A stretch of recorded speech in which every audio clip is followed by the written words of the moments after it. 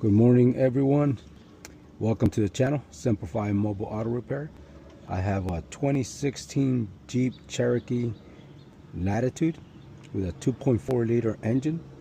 Customer complaint is that the vehicle is overheating. First thing I'm going to do is I'm going to do a visual inspection, see if I see any signs of seepage. I'll make sure that the expansion tank is filled with coolant, and we're just going to take it from there. All right, so there's the expansion tank. Let's go ahead and move the vehicle, rock it a little. We can see the water here is at the max line. So it's full. She did mention to me that when it did overheat and she let the vehicle cool, there was like low coolant. She added about 3/4 of a gallon of coolant, and that was last night after the vehicle was nice and cold. So that looks like the coolant's where it needs to be.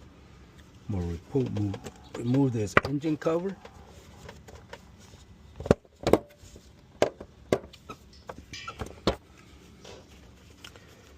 And we're going to take a look for any signs of leaks.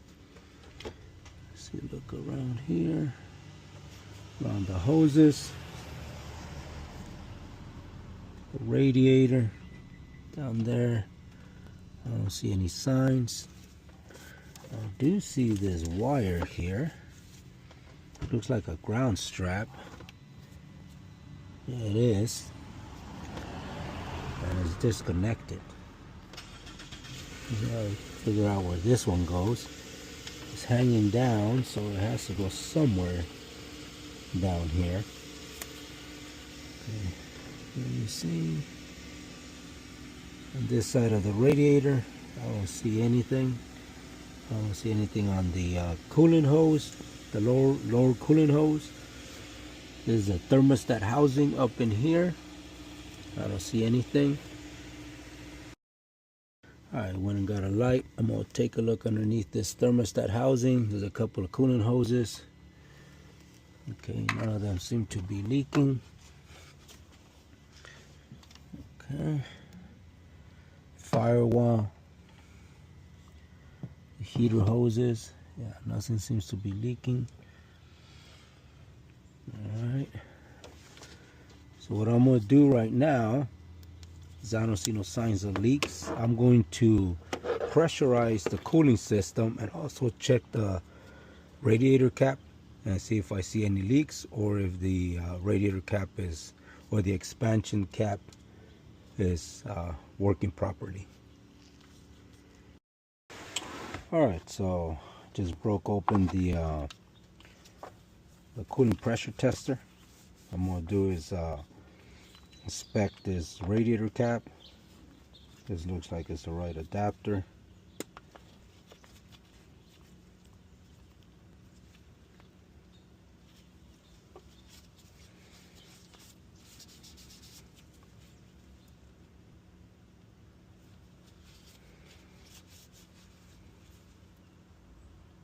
Okay. Now we're going to add some pressure. This is rated at 21 psi. So let's see if we can get it to 20. Alright, so there's 10 psi. About 20 here.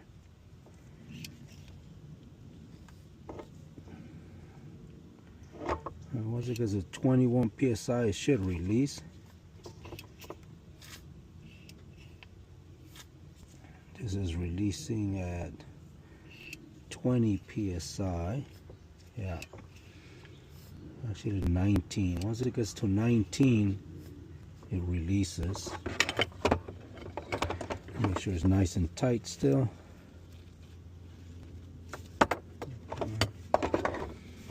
Let's try it again.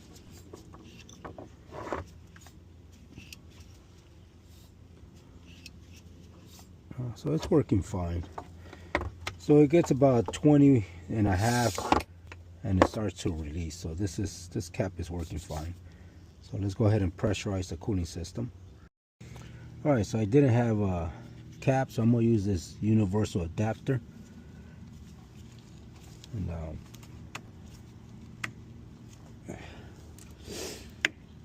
get this nice and tight in here. Let's go ahead and see if we can pressurize it now.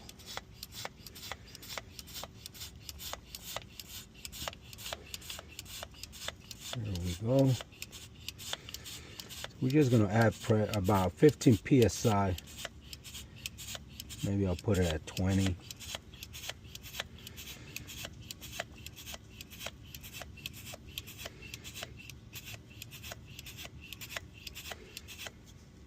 Okay, so 10 psi.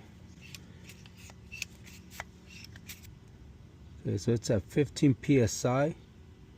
So I'm going to go ahead and check and see if I see any leaks.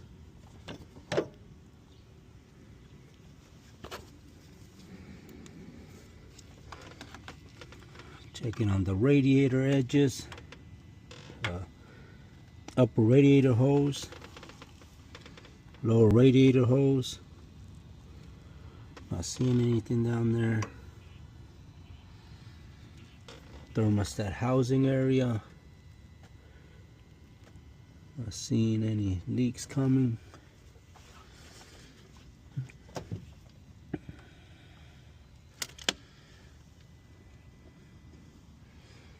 By the firewall.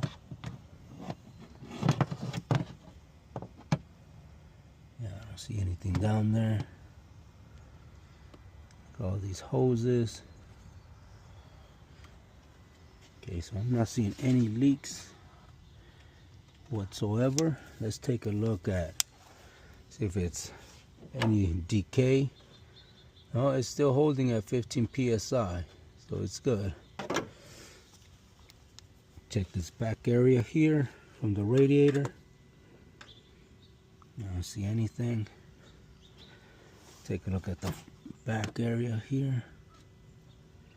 See, there's heater hoses over there. Nothing leaking out. Alright, so nothing's leaking. The holding at 15 psi. So I'm going to go ahead and release the pressure really slow.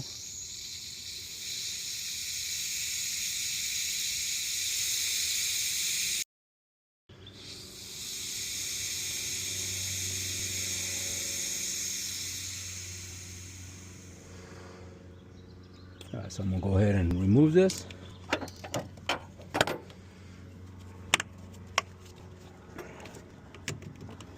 Put the cap back on.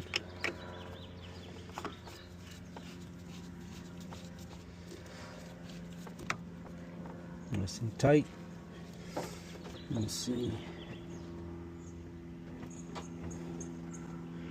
Yeah, coolant's right at the max line. Alright. Let's move on to the next step. Alright, so I just verified that there was no coolant leaks. Pressurized the system, it's working fine. Pressurized the radiator cap, is working fine. I'm just going to do a scan on the vehicle, then take a look at live data.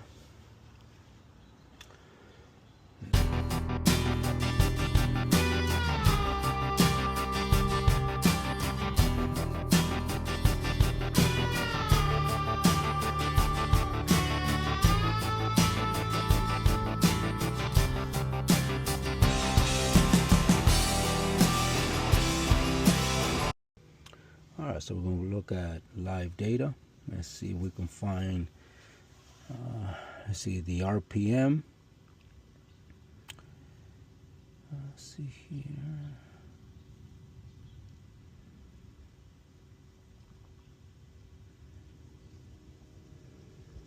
Let's do ambient temperature.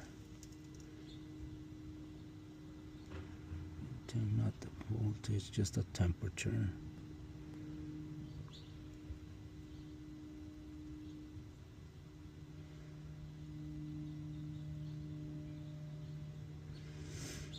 Engine, coolant temperature, we go. Voltage, engine speed. Okay, I just want to look at those. Okay, let's go ahead and graph these. So ambient temperature right now is 66 degrees. Engine temperature is 59, which is about right. Engine coolant temp 3.98. So let's go ahead and start this vehicle and then just monitor it. I want to see if it overheats, and I want to see if the cooling fan turns on. So let's go ahead and turn this bad boy on.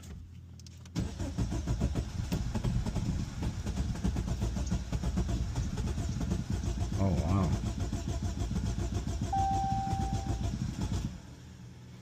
Yeah, that's not good. Why it's struggling to turn on? I think this vehicle has more problems than I was led to, but let's try it again.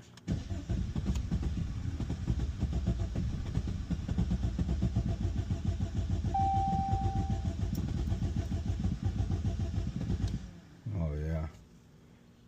Well, something's definitely going on with this vehicle. Let's see here. Let me turn it off. Let's try to turn it on again.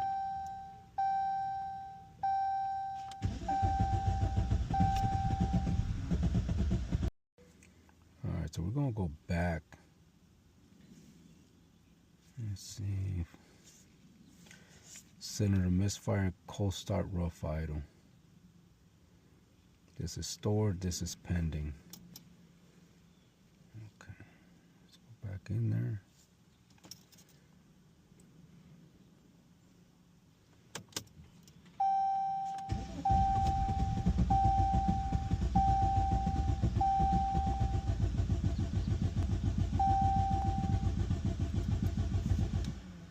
Yeah, this engine does not want to start.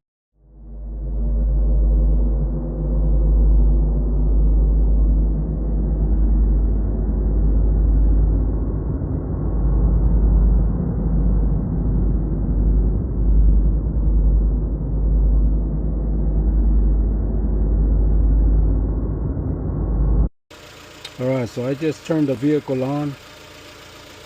I'm going to monitor the cooling system and see how the cooling fan, see at what temperature it turns on, and see what the coolant temperature sensor is reporting as well. We'll go ambient temperature.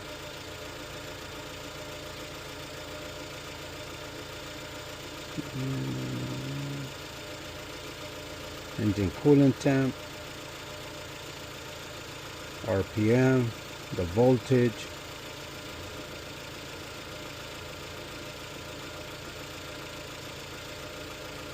alright, so let's just take a look at those. Alright, so ambient temperature is 71.6 degrees, engine coolant temp is 122.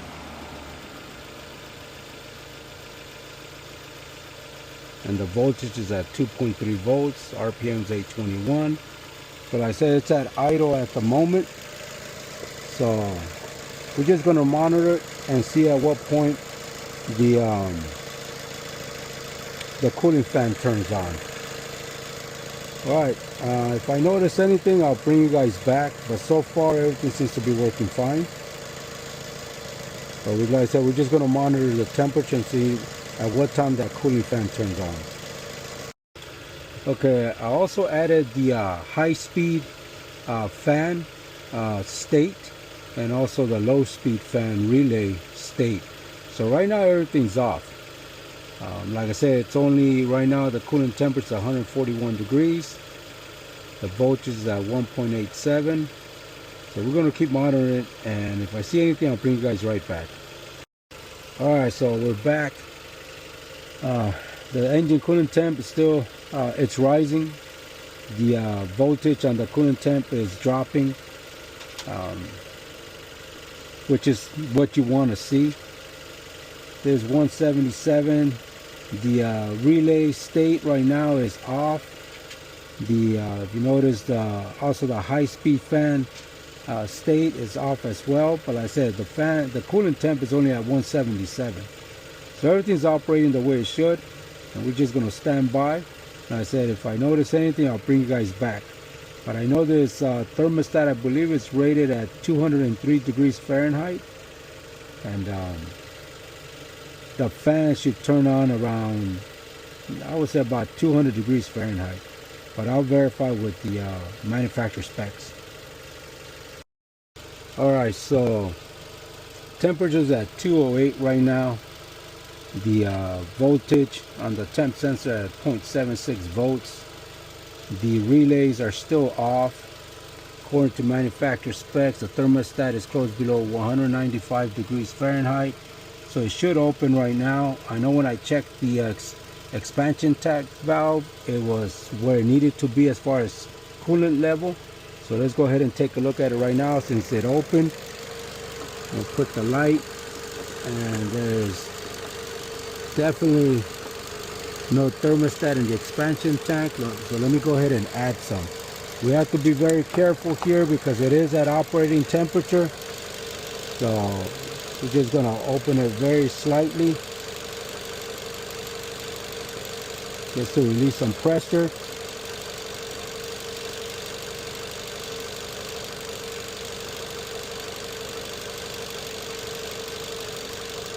Actually, what I'm going to do, I'm going to turn the vehicle off instead, and then I'll be right back. Alright, so I just turned off the vehicle. Like I said, it is at operating temperature, so you want to be very careful when you open this. Release the pressure really slow. As you guys can hear it right there, I'm just going to leave it there. Because the expansion tank it's got no fluid, so it sucked down whatever fluid was there as soon as the thermostat opened. I'm rocking the vehicle and I do not see any fluid on that expansion tank.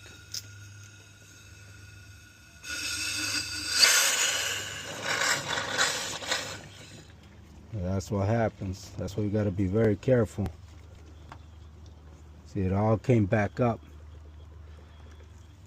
So we're going to go ahead and turn the vehicle back on and just monitor it. Alright, so I turned the vehicle back on. I'm looking at the expansion tank, and the fluid is up to the minimum level. So I'm just going to let it run a little bit more and see if the coolant goes all the way down. If it does, I'm just going to wait till it's fully cold and add coolant.